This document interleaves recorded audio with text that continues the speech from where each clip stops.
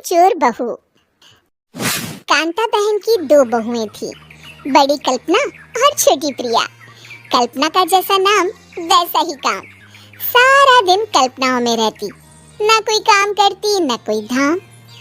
अरे कल्पना बहू, जरा अच्छी सी चटनी पीस दे, आज कुछ मजेदार खाने का मन है। पेट में जलन हो जाएगी माँ जी बुढ़ापे में, और वैसे भी मेरा काम करने का वक्त शाम का है, आप प्रिया को ही बोल दो। इतना कहकर कल्पना वहां से चली जाती है।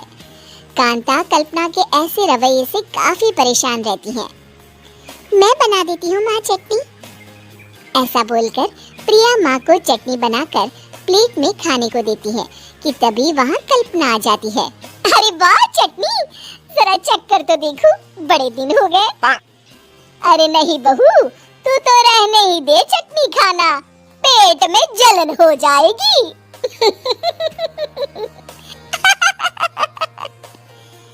इतना कहकर कांता और प्रिया दोनों हंसने लगते हैं। कल्पना सारा दिन या तो मोबाइल में यूट्यूब देखती या फिर सोती रहती। उसका कमरा भी बिखरा और गंदा रहता। एक दिन कल्पना का पति अशोक उससे कहता है, अरे कल्पना, जानवर भी उस जगह को साफ कर लेता है जहाँ वो बैठता है, तुम तो इंसान हो, कैसे इतने गंदे कमरे में रह लेती हो? देखो सारा सामान यहाँ वहाँ बिखरा पड़ा है। ज्यादा अपनी माँ का बोल ना बोलो। हाँ, कमरा तुम्हारा भी तो है, गंदा लग रहा है तो साफ कर लो। पता नहीं तुम्हारे साथ मैं कैसे जिंदगी बिताऊंगा। इतना कहकर अशोक वहाँ से चला जाता है। कल्पना बस खाना खाने कमरे से बाहर आती और फिर से कमरे में चली जाती। इससे कांता बहन काफी परेशान रहती। एक दिन प्रिया कांता से कहती है, माँ, मैं सारा दिन काम करके थक जाती हूँ, आप कल्पना दीदी से कहिए ना कि सुबह और शाम का काम बांट ले, मैं तो अब सिर्फ एक वक्त का ही काम करूँगी। हाँ। अरे तो वो भी ना करना, एक बहू तो कामचोर थी ही, दूसरी भी आ गई काम ना करने के बहाने लेकर। तभी वहाँ प्रिया का पति रमेश आ जाता है।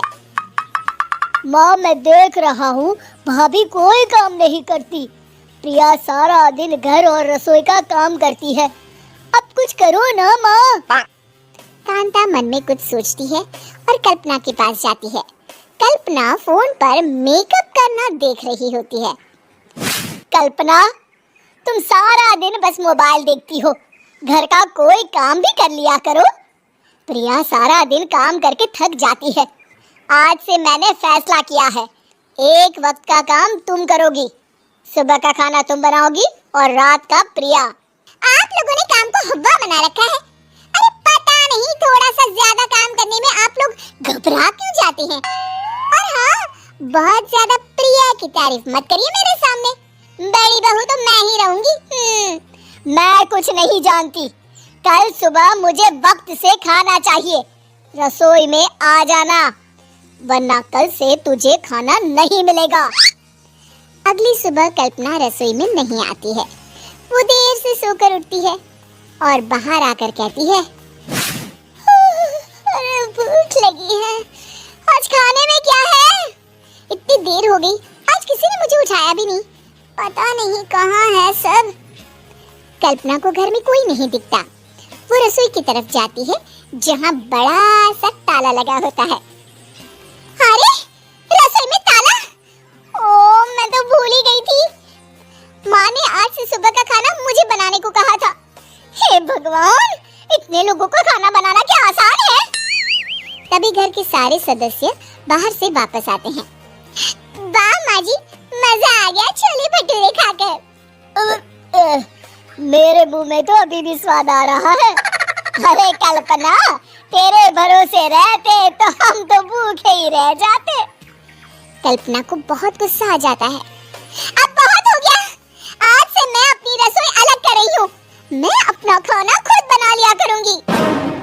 कल्पना अपनी रसोई अलग कर लेती है, पर आए दिन उसका देर से उठना और काम न करने की आदत से वो भूखी ही रह जाती थी। उसी के सामने घर के लोग अच्छे अच्छे पकवान खाते और कामचोर कल्पना को जैसे तैसे ही खाना बनाकर खाना पड़ता। पर एक दिन तो हद ही हो गई। माँ, दीदी आज सुबह से कमरे से बाहर नहीं निकली, हमें जाकर देखना चाहिए। सो रही होगी कामचोर कहीं की, पर तुम कहती हो तो चलो देख लेते हैं उसे। कल्पना कमरे में पेट पकड़कर बैठी होती है। हाय, मेरा दर्द पेट दर्द के मारे मर रही हूं मैं।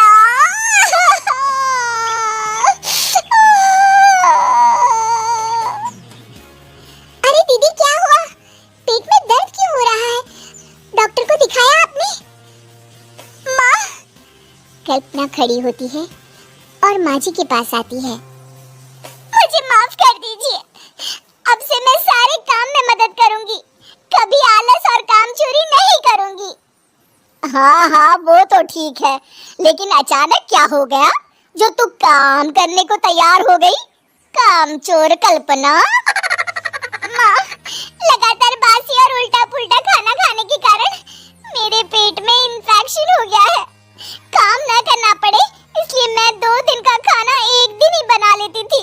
बासी और खराब खाना खाने के कारण लेने के देने पड़ गए। पेट में दर्द हो रहा है। चलो, अच्छा हुआ, देर आए दुरुस्त आए।